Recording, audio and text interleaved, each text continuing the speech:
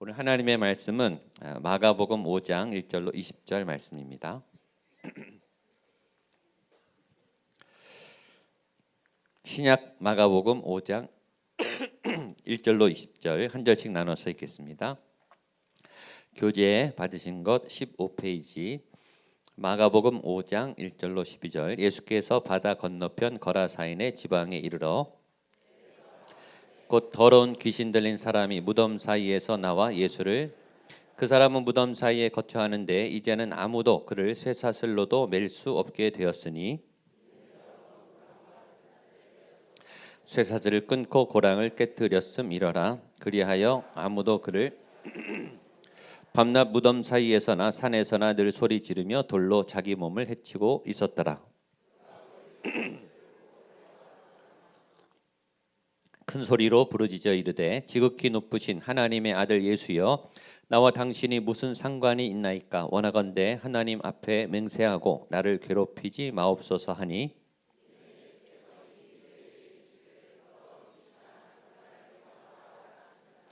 이에 물으시되 내 이름이 무엇이냐? 이르되 내 이름은 군대니 우리가 많음이니이다 하고 내 보내기를 마시기를 마침 거기 돼지의 큰 떼가 산 곁에서 먹고 있는지라.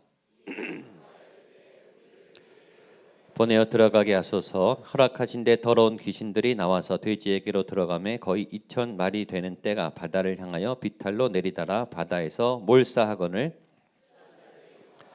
읍내와 여러 마을에 말하니 사람들이 어떻게 되었는지를. 예수께 이르러 그 귀신 들렸던 자 곧 군대 귀신 집혔던 자가 옷을 입고 정신이 온전하여 앉은 것을 보고 두려워하더라.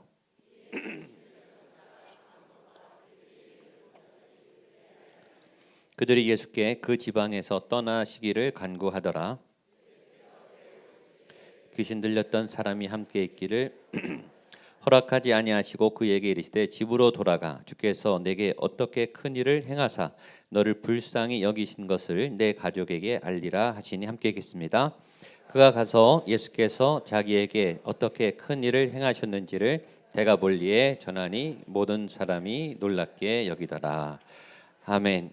어제는 큰 풍랑을 잠잠케 하시는 예수님, 풍랑을 멈추시는 예수님, 인생의 큰 파도가, 큰 시련이 갑자기 제어하지 않는 광풍, 미친 듯한 바람, 강한 강풍, 갑작스런 광풍, 갑자기 예고 없이 내가 감당할 수 없는, 나를 미치게 하는, 우리를 침몰시키는 광풍이 불 때 예수님이 꾸짖어 잠잠하라, 잠잠하게 하신 예수님. 여러분들의 삶의 광풍을 예수님이 잠잠케 하실 줄로 믿습니다. 오늘 말씀은 그 이후에 그 바다를 건너신 예수님이 거라사의 광인, 정신이 온전하지 못하고 제어가 안 되는 이 정신 질환에 걸려서 이렇게 가라앉는 분이 있고, 이렇게 외형적으로 아주 굉장히 이제 폭력적이고 과하게 과도하게 이 힘이 제어가 안 되는 그런 두 가지 양태가 있습니다.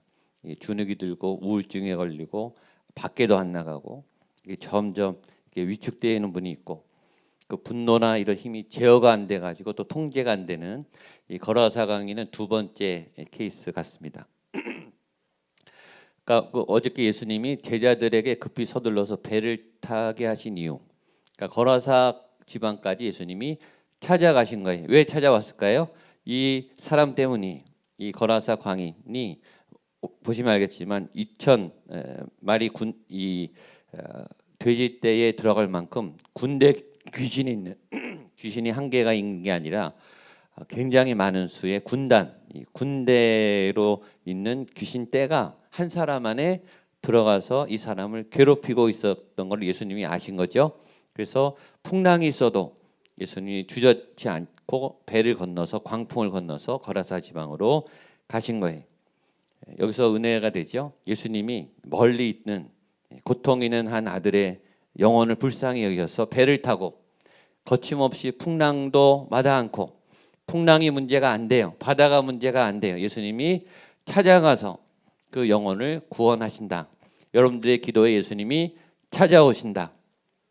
귀신 들려서 울부짖고 부르짖고 삶의 절망으로 삶이 우울하고 낭만 가운데 있는 불쌍한 한 영혼 한 영혼을 예수님은 아시고, 제자들은 왜 가는지 몰랐어요. 근데 예수님은 미리 아시고 계획을 세우시고 의도적으로 그 영혼에게 다가가셔서 귀신을 쫓아내 주셨습니다.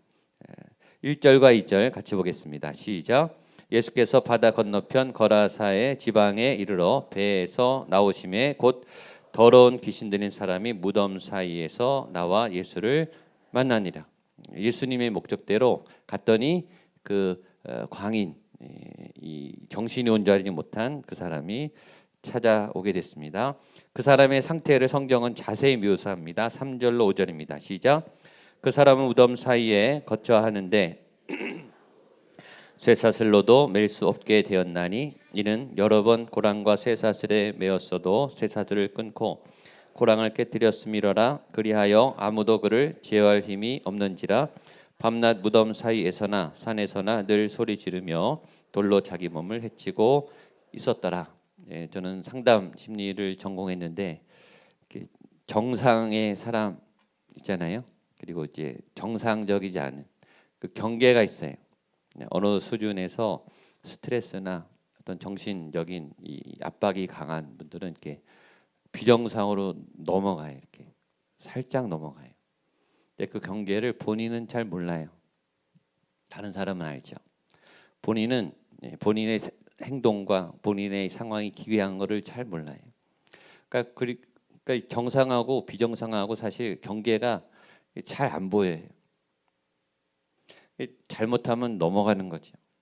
우리가 어떤 상식선에서 일반적인 건강한 삶에서 이 병으로 빠지고 또 이상한 행동으로 빠지고 이게 순식간에 일어나요.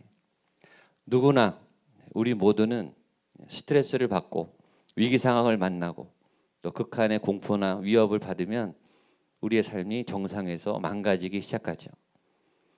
그 원인이 죄예요. 우리를 압박하는 상처, 두려움, 특별히 성령님도 생각으로 우리에게 은혜를 주시지만 이 사단이 가룟 유다에게처럼 생각으로 자꾸 공격을 해요. 생각, 그러니까 망상이 오는 거죠. 우리가 정상적인 사고, 정상적인 생각, 정상적인 그런 결과를 기대하지 않고 아주 과도한, 기괴망측한, 말도 안 되는 그런 일을 생각하고 행동하기 시작하면 정상에서 벗어난 거죠. 현대인들은 누구나 다 열려 있어요. 누구든지 죄에 사로잡히면, 상처에 사로잡히면, 위기에 사로잡히면 누구든지 우리의 영혼이 파괴되고 인격이 파괴돼서 정상적인 삶을 살 수 없는, 인격적인 만남과 또 일상적인 건강한 삶을 살 수 없게 만드는 위협이 사방에 있어요. 특히 현대인들은 그런 분들이 급증하고 있어요. 굉장히 많은, 이 세상 자체가 위험하고 스트레스가 많고 악하고 할 일이 많고 우리는 경쟁해야 되고 치열해야 되고 날카로워 있고 냉정해야 되기 때문에 이런 경계를 넘어서 오늘 걸어서 광희처럼 어느새 남이 볼 때는 정상이지 않은 비참한 참혹한 그런 삶을 살 수 있다. 하나님이 만드신 아름다운 형상, 삶을 뽐내고 아름다움을 바라고 삶을 누리고 즐겁고 기쁘고 감사하도록 주님은 기쁨의 동산에서 우리를 살게 하셨는데, 사단은 여러분을 공격하고 죽이려는 어떤 어둠의 세력은 여러분들의 그 아름다움과 그 건강함을 뺏고 이런 처참한 비참한 삶으로 우리를 몰아가고 있어요. 그 상태가 얼마나 비참한지 그런 삶의 극단을 이 거라사 광야는 보여주고 있습니다. 죄의 극단, 죽음 직전에 일반적인 가족과 사람들의 삶을 떠나서 이 사람이 어떻게 얼마나 비참하게 살았는지를 성경은 보여주는 거예요. 하나님을 떠나면, 죄에 사로잡히면, 세상의 어둠의 권세에 사로잡히면 인간일지라도 이런 처참한 삶을 살 수 있다. 저도 예외가 아니고 여러분도 예외가 아니에요. 믿음 안에 있을 때 우리가 온전해지는 거예요. 성령님이 붙잡아 주실 때 우리의 삶이 평안한 거예요. 이 평안한 게 당연한 게 아니에요. 하나님을 놓으면, 믿음을 떠나면, 세상에 휘둘리기 시작하면 미치기 시작하는 거예요. 이렇게 중간 단계에 있는 분들도 있어요. 미쳐가는 분들, 점점 이상해져 가는 분들, 그런 분들이 예수님께 나와 온전해지시기를 축복합니다. 첫 번째는 이 사람이 무덤에서 나왔어요. 무덤 사이에. 무덤은 사람 사는 데가 아니. 그러니까 사람이 살아야 되는데 살지 않고 무덤 시신과 같이 사는 거예요. 시신. 누구도 가고 싶지 않은 끔찍한 무덤들이 있는 그 사이에서 삶과 죽음의 경계에서 깨끗하지 않은 지저분한 곳에서 살았어요. 두 번째는 고랑과 사슬에 매였어요. 그러니까 갇혀 있는 거죠. 매여 있는 거죠. 그러니까 이 사람은 정상적인 삶을 살지 못하는 것이 두 극단을 살아요. 하나는 가둬놔야 살아요. 갇혀 있어야 난리가 안 나요. 그러니까 꽉 묶어 놓는 거예요. 우리가 뭔가에 갇혀 있고 묶여 있고 꼼짝도 못하고 날개를 펴고 싶어도 환경적으로 나를 가둬두는 제한적인 그런 묶여 있는 상황이 많죠. 이 꿈을 펼칠 수 없고 상황을 펼칠 수 없고 뭐가 가로막는 게 굉장히 많아요. 두 번째, 이 쇠고랑이 풀리면 난리를 치는 거예요. 난리를. 그러니까 묶어놨죠. 이 힘이 제어한되는 힘, 제어한되는 욕구, 제어한되는 욕망, 이 자유를 주고 기회를 주고 또 상황을 줘서 이제 잘 되게 하면은 또 막 튀어나가는 거예요. 그 난리를 치는 거예요. 사람들을 괴롭히고 자신의 삶도 엉망이 되고. 죄를 지은 사람의 특징, 갇혀 있든지 난리를 치고 다니든지 이 극단을 가는 이 사람. 그래서 제어가 안 되니까 사슬과 고랑에 묶어놨어요.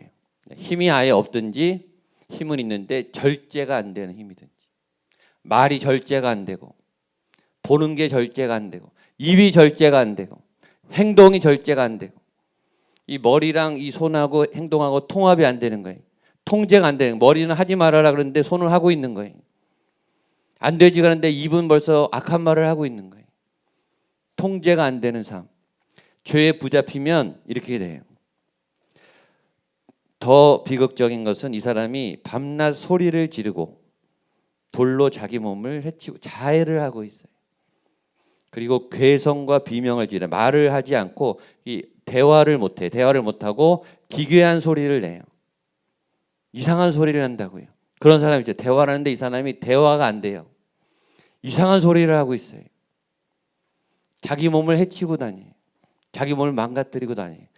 자기가 자기를 막 돌로 막 피를 내고 상처를 내는 그러면서도 그게 안 되는 건지를 모르고 제어가 안 되는 그런 비참한 삶.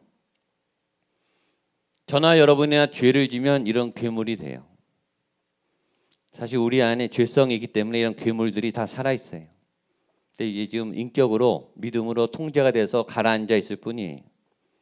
화가 나는 어느 날, 영적으로 제어가 풀린 어느 날, 미혹에서 우리 안에 이런 울분과 분노가 올라오는 어느 날 우리가 괴물이 돼요. 굉장히 무서워요. 여러분 해보셨을 거예요. 통제가 안 됩니다. 아무리 공부를 많이 하고 인격 수양을 해도 통제 안 됩니다.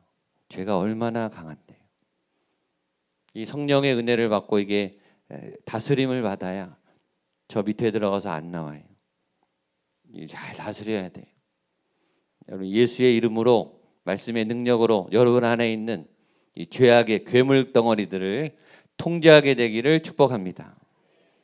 이게 통제되면 우리 안에 건강한 기쁨, 또 나눔, 행복, 누림, 또 열심히 달려가는 어떤 건강한 삶, 희생하는 삶, 나누는 삶 이런 삶이 가능하지죠. 예수님이 오시고 하나님이 오시면 그런 분들에게 기쁨이 솟아나고 눈물이 나고 감동이 오고 우리의 정서가 따뜻해져요. 이 새벽에 혹시 마음으로 고통하는 분들이 계시면 예수님의 은혜로 그 영혼이 치유되기를 축복합니다. 상처가 떠나가게 되기를 축복합니다. 너무 아프니까 이 사람이 사실 아픈 거죠. 마음이 아프고 영혼이 아픈 거죠. 자, 예수님하고 이제 만나게 됩니다. 6절로 8절입니다. 시작. 그가 멀리서 예수를 보고 달려와 절하며 큰 소리로 부르짖어 이르되 지극히 높으신 하나님의 아들 예수여 나와 당신이 무슨 상관이 있나이까 오라간대 하나님 앞에 맹세하고 나를 괴롭히지 마소서 하니 이는 예수께서 이미 그에게 이르기를 더러운 귀신아 그 사람에게서 나오라 하셨습니다. 이미 이 귀신은 먼저 알아요. 귀신이 먼저 신앙 고백도 잘한다니까요. 당신이 하나님의 아들이고 당신에게 그런 영적인 능력이 있는데 나를 쫓아내지 말아라. 이렇게 부탁을 하는 거예요. 뭐라 그러냐면 나를 괴롭히지 마옵소서. 사단이 잘하는 거예요. 예수님은 도와주려고 왔는데 괴롭힌다고 말해요. 나를 더 괴롭히지 말아라. 자기가 그 청년을 괴롭히고 있으면서 귀신이 사람들을 괴롭히고 있으면서 예수님한테 덤탱이를 씌워요. 당신이 와서 우리가 괴롭다. 교회가 와서 우리를 괴롭힌다. 그게 아니. 그 영혼을 괴롭히고 있는 그 죄악을 귀신을 쫓아내려고 예수님이 오신 거예요. 그런 예수님의 오심에 대해서 여러분들 마음을 열고 기쁨으로 예수님을 맞이하게 되기를 축복합니다. 예수님이 살짝 대화를 해요. 9절, 10절, 11절입니다. 시작. 이에 물으시되 내 이름이 무엇이냐 이르되 내 이름은 군대니 우리가 많음이니이다 하고 자기를 그 지방 내로 쫓아내지 마시기를 간구하더니 마침 거기 돼지의 큰 떼가 산 곁에서 먹고 있는지라. 예수님이 이름을 물어요. 너 정체가 뭐냐? 이름은 정체죠. 근데 놀라운 대답을 합니다. 나는 군대다. 우리가 많다. 한 마리가 아니라는 거예요. 한 사람 안에 귀신이 굉장히 많이 들어갈 수도 있다. 한 사람 안에 죄가 다양하게 섞여서 많이 들어갈 수 있죠. 한 사람 안에 여러 종류의 죄가 복합적으로 들어가서 그 사람을 사로잡고 있어요. 그 귀신 들림이라고 그러죠. 귀신 들림. 그러니까 뭔가에 사로잡혀 있는 거예요. 죄에 사로잡혀 있고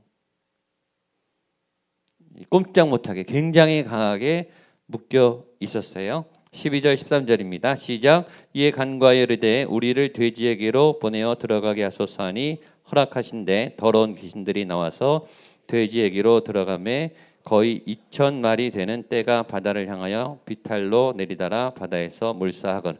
돼지 2,000마리도 감당이 안 될 만큼의 큰 거대한 이 귀신의 세력들이 돼지에게 들어가자마자 돼지들이 미쳐서 낭떠러지로 몰사하죠. 다 죽었어요. 그러니까 돼지 2,000마리도 감당할 수 없는 그 큰 악한 영이 한 사람 안에 들어있으니 그가 얼마나 처참하게 살았겠어요. 얼마나 괴로웠겠어요. 자기가 아닌 거죠. 하루 종일 온통 그 삶이 어둠의 영에 사로잡혀서 방황을 이 처참한 삶을 멈출 수가 없었어요. 근데 예수님이 그 귀신을 쫓아내 주셨습니다. 대신 돼지떼 2,000마리가 재산상 손해가 났어요. 보겠습니다. 14절로 17절 시작. 치던 자들이 도망하여 읍내와 여러 마을에 말하니 사람들이 어떻게 되었는지를 보러 와서 예수께 이르러 그 귀신 들렸던 자 곧 군대 귀신 자가 옷을 입고 정신이 온전하여 앉은 것을 보고 두려워하더라. 이에 귀신 들렸던 자가 당한 것과 돼지의 일을 본 자들이 그들에게 알림해 그들이 예수께 그 지방에서 떠나시기를 간구하더라. 그러니까 이 본문을 보면 이 부분이 제일 갈등이 오는 거예요. 돼지떼 2,000마리는 큰 돈이거든요. 굉장히 큰 재산이죠. 그러니까 예수님이 한 청년의 영혼을 구하시면서 돼지떼 2,000마리에 해당하는 굉장히 몇 천만 원이 될지 모르는 값비싼 대가를 치루어 주셨어요. 그것을 보고 마을 사람들은 이분이 계셨다가는 우리 교회 우리 이 지방이 박살나겠다. 그래서 어떻게 했죠? 예수님께 떠나시기를 간구했어요. 현대 같아도 있을 수 있겠죠, 그렇죠? 있을 수 있죠. 예수님이 오는데 자꾸 사람은 살리는데 자꾸 재산상의 손해를 줘요. 여러분의 재산에 타격이 왔어요. 갈등이 되겠어요, 안 되겠어요? 되죠. 우리 자본주의 사회에 계산이 빠른 우리들, 남의 치료도 좋은 것이지만 내 재산에 손해가 생기는 것은 나쁘거든요. 저는 오늘 본문이 그래서 여기에 있다고 생각합니다. 이 본문이 우리에게 그렇게 평안한 마음을 주지 않는 이유는 재산이 걸려있기 때문이에요. 그리고 우리도 고민하게 되죠. 만약에 그 돼지떼가 우리 집안 거였다면, 내 집 재산이었다면 우리는 예수님께 이런 말을 하실 수 있지 않았을까? 이런 고민을 하게 하는데 그래서 본문이 있는 거예요. 굉장히 어려운 본문이죠. 한 영혼이 천하보다 귀하죠. 그걸 알아요. 그런데 내 재산상 손해가 온다면 나는 감당할 수 있을 것인가? 주님은 왜 그렇게 하셨겠어요? 돼지떼 2,000마리보다 한 영혼이 귀하기 때문에 그렇게 하셨죠. 그 교훈을 우리는 알아요. 그러나 나에게 손해가 온다면 말이죠. 그래서 내가 할 수 있는 범위의 손해가 아니라 아주 막대한 손해가 하루아침에 발생했다면, 저는 이렇게 생각해 봤어요. 그 거라사 광의 그 청년이 제 아들이었다면 말이죠. 제 아들이었다면 제가 아까워했을까? 젊고 건강했던 아들이 어느 날 미쳐서 무덤에 살고 비명을 지르고 울부짖고 매일 돌로 자기 몸을 피를 내서 찢고 그렇게 죽어가는 아들을 옆에 보면서 돼지떼 2,000마리하고 계산이 될까? 그런 마음이 들었어요. 그래서 적용을 그렇게 했어요. 그 거라사 광인이 나라면 내가 내 영혼이 무덤 사이에 살면서 절제가 안 되는데 하면서 매일 내 몸을 내가 찢고 내 너무나 고통스럽고 내 영혼이 매일매일 죽어가고 있는데 어떤 분이 돼지떼 2,000마리를 보상해주고 나를 건강하게 살려줬다면 저는 너무 고마울 것 같아요. 제가 그 청년이라면. 그래서 이 시각은 그런 관점에서 보셔야 은혜가 됩니다. 이 미친 사람이 나였다면 말이죠. 여러분이 가장 사랑하는 딸, 하나밖에 없는 아들이었다면 말이죠. 예수님을 쫓아냈겠느냐 말이죠. 그 다음 성경은 우리에게 아주 묘한 대조를 보입니다. 18절 보세요. 18절 시작. 예수께서 배에 오르실 때 귀신 들렸던 사람이 함께 있기를 간과하였으나, 자, 마을 사람들은 어떻게 했어요? 예수님을 쫓아냈어요. 청년은요, 예수님을 따라가고 싶었어요. 차이를 아시겠죠? 여러분들은 어느 편에 서 계십니까? 저는 늘 이 손해본 동네 사람 편에서 아깝다는 생각을 했어요. 이제 어저께 설교 준비를 하는데, 야, 이 미친 사람이 너야. 네 아들이야. 예수님이 큰 희생을 치러서 네 아들을 살려낸 거야. 그러니까 은혜가 되더라고요. 이 예수님이 청년에게 너는 내 제자가 되지 말고 집에 가서 건강하게 살아. 그리고 그 일을 사람들에게 전파해. 라고 말했습니다. 그래서 청년은 남아서 예수님을 전파하게 되었어요. 오늘 여러분의 마음속에 있는 고통, 비명, 미쳐가는 내 영혼, 정상적인 삶에서 벗어나서 제어가 안 되는 내 영혼을 불쌍히 여기시고 폭풍을 뚫고 오셔서 단번에 군대 귀신을 제압하고 우리 영혼을 구원하시는 그 예수님이 여러분의 구세주가 되실 줄로 믿습니다. 하나님 나라의 이런 건강한 생명, 온전한 생명, 미친 생명, 정상적이지 않은 생명을 걷어내시고 우리를 건강한 하나님 나라의 백성으로 세우실 그 예수님과 한 해 동안 동행하고 승리하는 여러분 되시기를 주님의 이름으로 축복합니다. 우리 일어나서 그 위대한 주님을 찬양하겠습니다. 우리 오늘은 박수로 힘차게 찬양하고 기도하겠습니다. 한번 선포하세요. 위대하고 강하신 주님, 우리 주 하나님 찬양하면서 그 나의 주 하나님, 우리 주 하나님을 내가 찬양합니다. 찬양하겠습니다.